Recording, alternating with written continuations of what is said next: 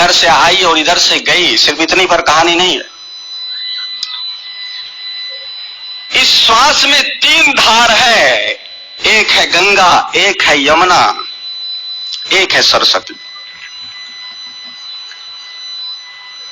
3 धार में 2 धार तो सबके बराबर बहते रहते हैं, गंगा और यमुना। सरस्वती कब बहती है कब नहीं बहती है ये तो पता ही नहीं चलता। कोई साधक हो, गुरु महाराज के पास आता जाता हो तो उसे पता चल जाता है। कहते हैं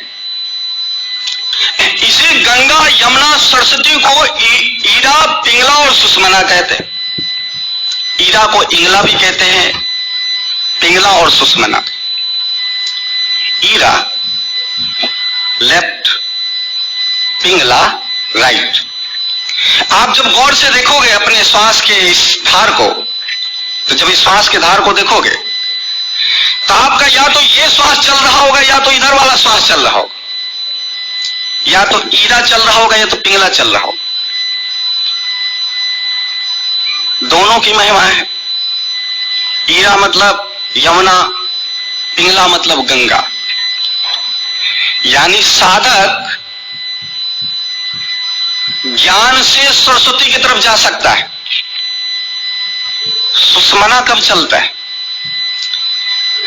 जब आपका इधर पिंगला चल रहा हो, इधर ईरा चल रहा हो, इसी बीच में कभी कभी ऐसा संयोग लगता है, कभी कभी, क्योंकि ध्यान भक्ति में नहीं रहते, कभी कभी परमात्मा का दया होती है कि दोनों एक साथ चल रहा हो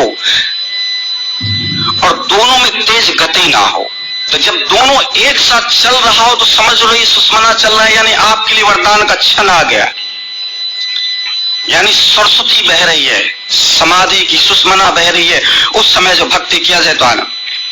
तो कहते हैं या तो गंगा चल रही है, या तो यमुना चल रही है, या तो ईरा चल रही है, या तो पिंगला चल रही है। तो ज्ञान मार्गी यानी गंगा मार्गी, ज्ञान ही गंगा, गंगा ही ज्ञान। ज्ञान मार्गी ज्ञान से, अद्वैत से, तत्व चिंतन करके, ध्यान से, समाधि से, गंगा से सुषमना में, सरस्वती में प्रवेश करे तो समाधि यानी ब्रह्म को पा लिया। लेकिन ये मार्ग ना हो पाए तो फिर तो यमुना मार्ग यानी किशन कन्हैया का भक्ति वाला सर्वस्व अपने आप को समर्पित कर दिया, तो फिर ईरा का मार्ग है, यानी सर्वस्व। मेरा क्या सर्वस्व का क्या मतलब? हनुमान जी की तरह भक्ति, हनुमान जी की तरह। अब कुछ बचे ही नहीं, जो होश तुम्हें, मेरा क्या, आगे ना पीछे ना ऊपर ना नीचे, इधर भी राम उधर भी राम, रोम रोम में राम, जो ऐसा हो ही हीरा। तो 2 प्रकार के लोग हो ही जाते हैं। एक सोचेगा मैं योग कहां रखूं, यहां रोम रोम श्याम है, उधर मैं योग कहां रखूं, यहां तो रोम रोम श्याम। तो यमुना नाचे गाए झूमे मस्त, तो उसमें ही डूब जाए तो फिर ईरा से मार्ग है, कुछ दूसरा सोचे ही नहीं, यहां से पहुंचे उसी सुषमना में। भक्ति से गए सुषमना में आए, ज्ञान से गए, योग से, ध्यान से, शास्त्र चिंतन से, तत्व से, 25 तत्व आदि का बोध से, ये यहां से इधर साधना कर रहे हैं, इधर भक्ति कर रहे हैं। दोनों सुषमना में आए और ब्रह्म में हो गया, एक हो गया। इसलिए ब्रह्म, सुषमना का मतलब सीधा ब्रह्म, यानी वो सीधा समाधि में लेकर जाएगा। इसलिए शुद्ध बिसराए गया हरिओम गोपाला सुन बांसुरी वाला, यानी कि वही बात है कि समाधि जैसी है। अब आंखें आंखें नहीं रही, कान कान ना रहा, नाक नाक ना रहा, जिह्वा जिह्वा ना रहा, त्वचा त्वचा ना रहा। वो तो गली गली हरि गुण गाने लगी ईरा। और इधर बुद्ध की तरह, महावीर की तरह, आदि शंकराचार्य की तरह, इधर चेतन महाप्रभु की तरह। कबीर दास का मार्ग ईरा, चेतन महाप्रभु जी का मार्ग ईरा, मीरा की मार्ग ईरा, बुद्ध का मार्ग पिंगला। इस तरफ अब दोनों कहां पहुंचे? एक ही प्रेम गली बड़ी साकड़ी, जामे दोना समात, मैं था तो हरि नहीं, हरि है मैं नहीं, सीधा यहां पे पहुंच। इसलिए ध्यान से जाए तो वहां, भक्ति से जाए तो वहां, लेकिन सिर्फ इतनी बातें नहीं, मोह माया बहुत है। थोड़ा श्वास के विषय में थोड़ा और जाना जाए कि श्वास क्या, माया के जंजाल में, माया के संसार में जब रहते हो सुबह से लेकर शाम तक, कभी बीमार पड़ते हो,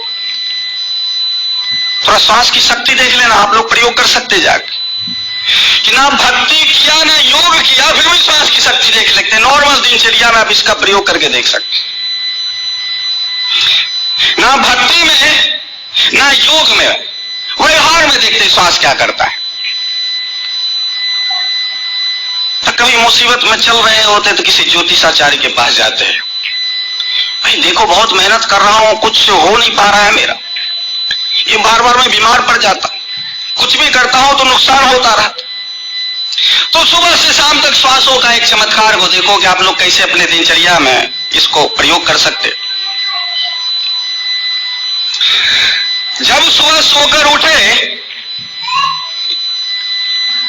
अपने 2 उंगली को ऐसा किया और नीचे लगा दी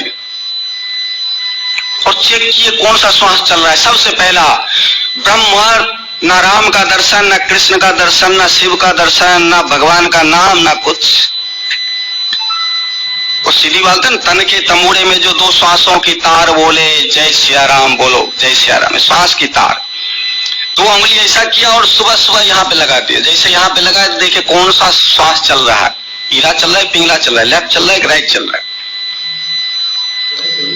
लेफ्ट का एक नाम है चंद्र नाड़ी, राइट का एक नाम है सूर्य नाड़ी, यानी सूर्य देव चल रहे हैं या चंद्रदेव चल रहे हैं।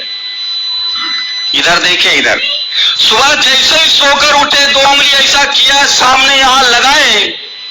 यदि राइट चल रहा है तो पहला पैर राइट वाला जमीन पर रखो, आपका दिन फिट रहे।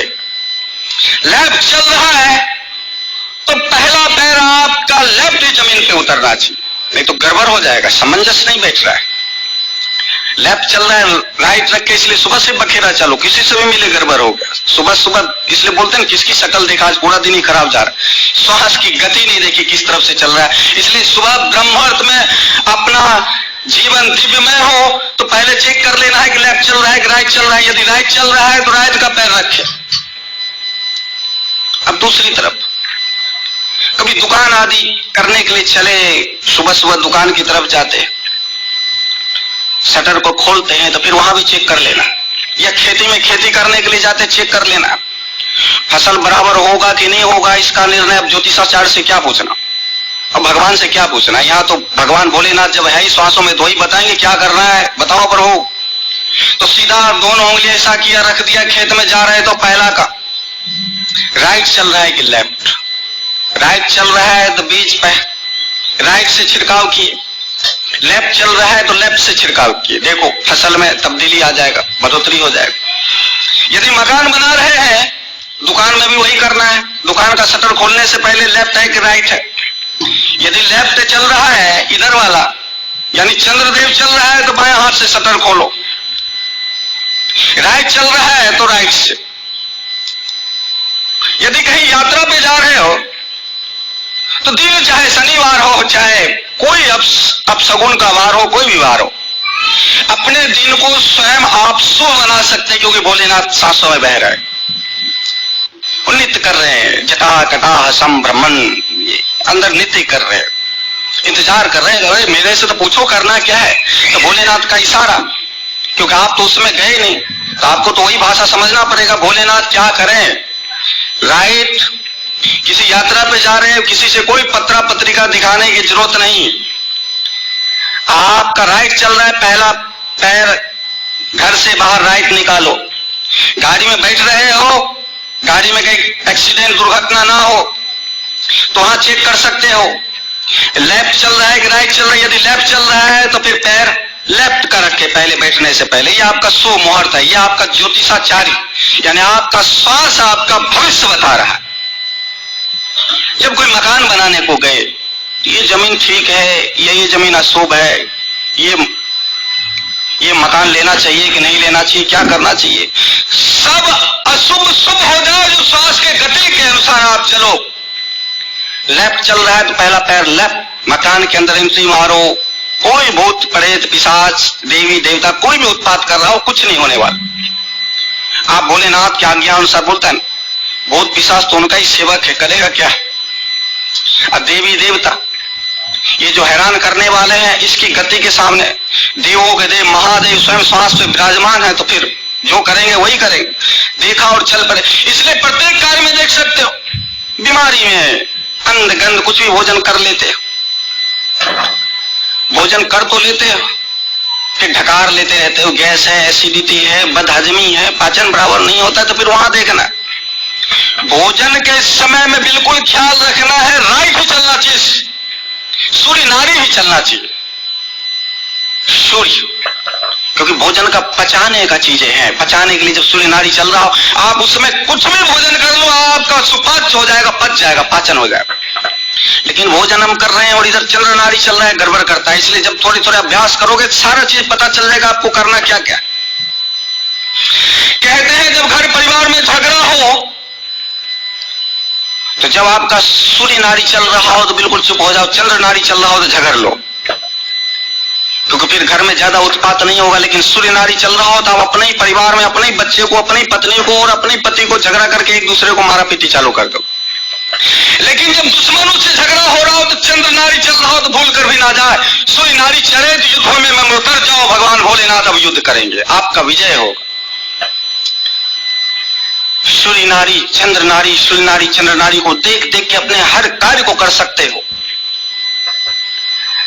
जब आपके अंदर कोई ब्लड प्रेशर आदि का ज्यादा हैवी हो गया हो और लग रहा हो कि बिल्कुल ऐसा है, तो फिर उस समय चंद्र नाड़ी को चलने दो। यानी कि आप तो कभी कभी ये भी सोच सकते हो कि इसमें मेरा क्या बस, कभी ये चलेगा कभी वो चलेगा, तो ये भी आपके हाथ में है। एक साथ यदि चंद्र नाड़ी चल रहा है तो 50-55 मिनट तक ये चलता रहता है, फिर अपने आप ऑटोमेटिक बदल जाता है, फिर 50-55 मिनट ये चलता है। आप बदलना ना चाहो तो इसके अनुसार आप कार्य कर सकते। लेकिन यदि बदलना चाहो तो ये नाड़ी चल रहा है और आपको, यानी कि सूर्य नाड़ी चल रहा है और आपको इधर वाला चलाना है, चंद्र नाड़ी चलाना है, तो जो नाड़ी चल रहा है उसकी तरफ होके करवट लेकर सो जाओ। आप देखोगे 1 मिनट के अंदर वो चेंज हो जाता है, बदल जाता है।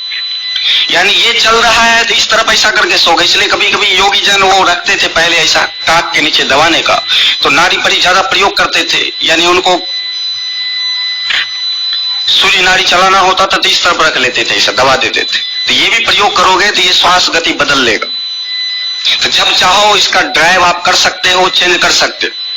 इसलिए जब ब्लड प्रेशर आदि हो तो चंद्र नाड़ी को बहने दो, बगैर दवाई का, बगैर कुछ हुए ही आपका ठीक हो जाएगा। यदि पित्त आदि का बीमारी हो तो चंद्र नाड़ी, यदि डिप्रेशन तनाव में हो तो चंद्र नाड़ी को ज्यादा बहाओ, क्योंकि मन को शांति करने वाला चंद्रमा इस प्रकार से होता है।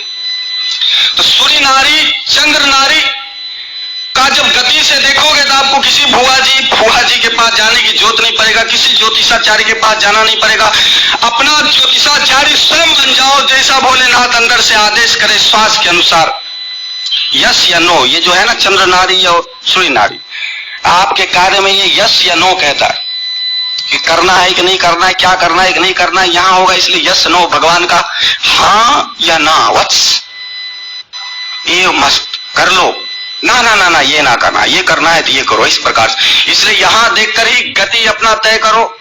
जब आपको नींद अच्छी नहीं आ रही हो उस समय भी चंद्र नाड़ी को गति को बढ़ाकर नींद ला सकते, क्योंकि नींद न आ रहा हो उस समय अक्सर ये होता है कि तनाव विचार बहुत चल रहा है। तो फिर क्या करो, इस तरफ सूर्य नाड़ी की तरफ आप सो जाओ, चंद्र नाड़ी जैसे बहना चालू होगा मिनट नहीं लगेगा आप निंद्रा लो।